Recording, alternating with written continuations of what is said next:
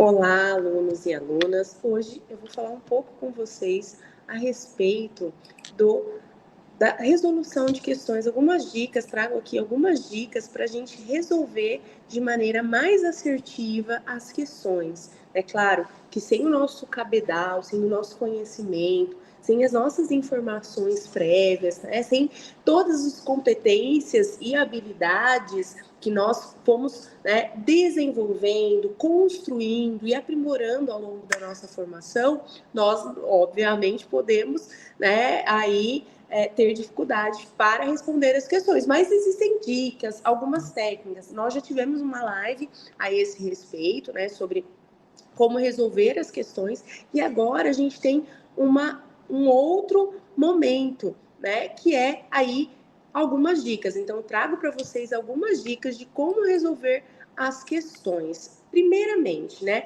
vamos focar nas questões de múltipla escolha. Por quê, Karen? Porque nós temos aí, né, uma gama muito significativa de questões de múltipla escolha e uma questão dissertativa no ENAD 2024, ou podemos dizer a partir do ENAD 2024, né?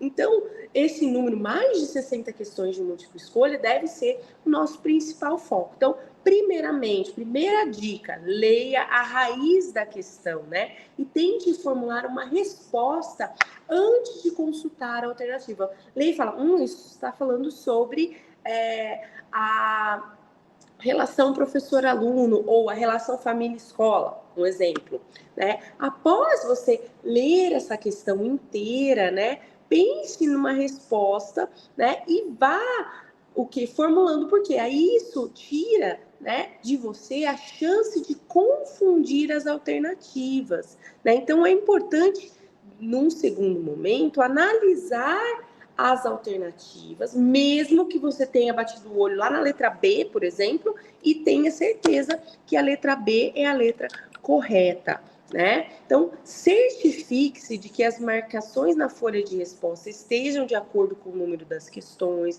Então, veja lá nas folhas de resposta, até antes de começar a ler, confira o caderno de questões e o caderno de respostas. Lembrando que nessa edição, nós, alunos concluintes, não poderemos retirar o caderno de questões de dentro da sala.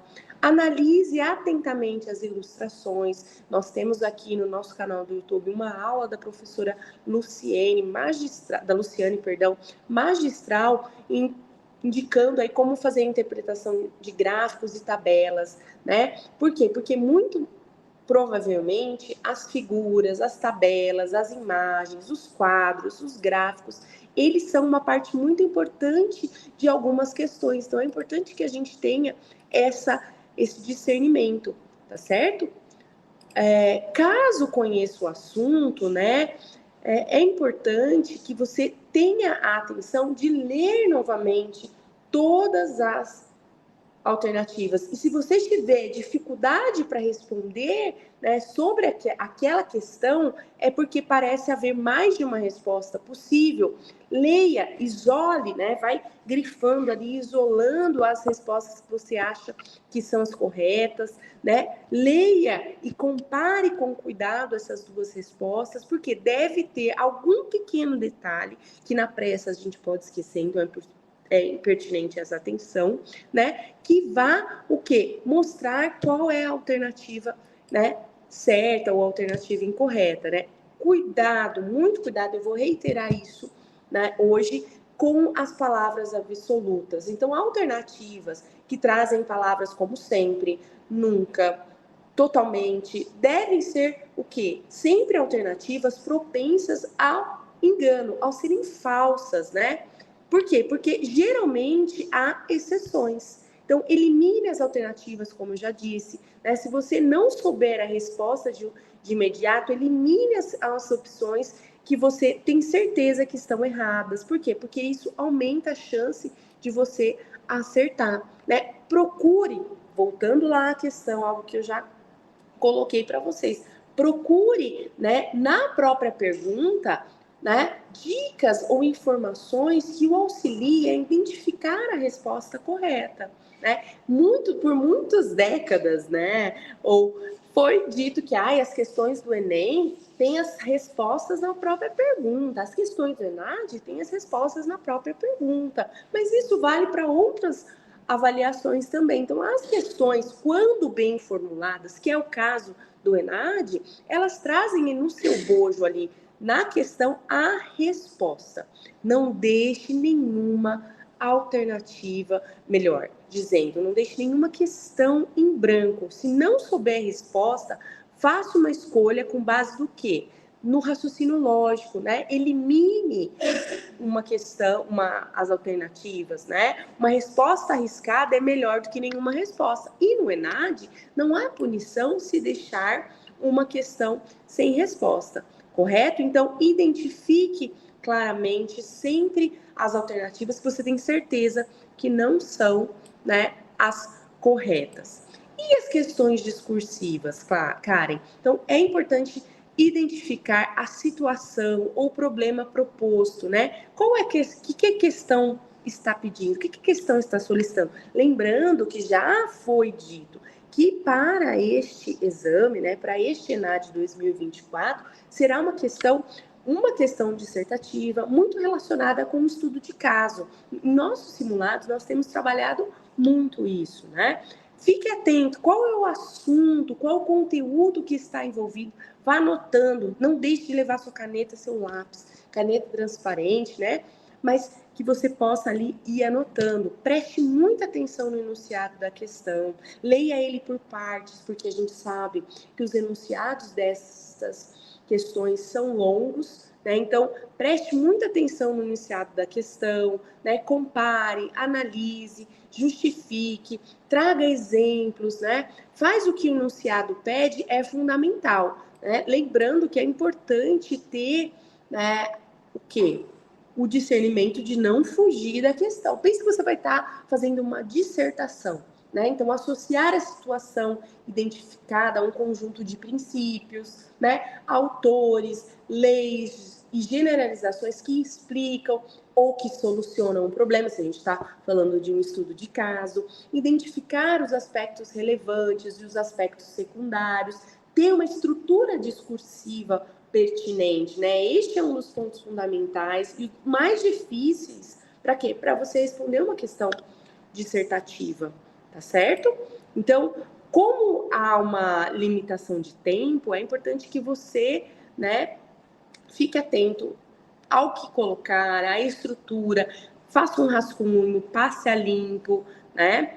É interessante estabelecer um esquema ou estratégia, como eu disse, de abordagem da situação. Eu gosto sempre de fazer um esquema e depois ir recheando aquele conteúdo, sabe? Então, faça períodos curtos, por quê? Porque os longos podem deixar o texto confuso, tá? Então, faça períodos curtos, claro, que com coesão e com coerência. Nunca utilize a repetição e nada de gírias, né? Corrigir, como eu disse, o rascunho antes de passar a limpo é extremamente importante, é uma ótima, né, e inegavelmente reconhecida estratégia, né? Rasuras, deixe para o rascunho, por isso faça o rascunho, cuidado com a letra, né? Quanto mais legível, melhor, né? Faça a acentuação corretamente, crase, acento agudo, ponto final, né? Mesmo que sejam feitas duas perguntas, a resposta deve ter o quê? Uma coesão entre, né, a resposta a essas duas perguntas. Então, é importante ter um texto coeso e coerente, né? Então, compreenda exatamente o que está sendo pedido, preste atenção nos verbos, especialmente verbos como analisar, comentar, justificar, discutir, né? Faça essa distinção, estruture, como eu disse, a resposta, a introdução, apresente a ideia principal, o desenvolvimento, então expanda as ideias, construindo e apresentando claramente argumentos, exemplos, dados relevantes e, para concluir, resuma os principais pontos que você abordou. Então, seja claro, seja objetivo, não deixe de utilizar exemplos, porque é sempre possível, né, trazer exemplos para ilustrar as suas ideias, né, para fortalecer, né, o seu argumento. Então, revise sempre, né, faça com que sobre tempo para essa revisão. Por isso, simulados e por isso a importância dos simulados, né? É importante que você inicie a prova pelo esboço da questão discursiva, responda as de múltipla escolha que souber e pule as que não tiver certeza, termine de responder a discursiva que esboçou e volte para aquela que você pulou. Vai excluindo as alternativas para que você possa realmente fazer uma prova com tranquilidade. Use já para semanas seguintes, né, a este nosso encontro, essas técnicas para responder aos próximos simulados. Espero ter esclarecido mais alguns pontos, né, para a resolução de questões. Sucesso!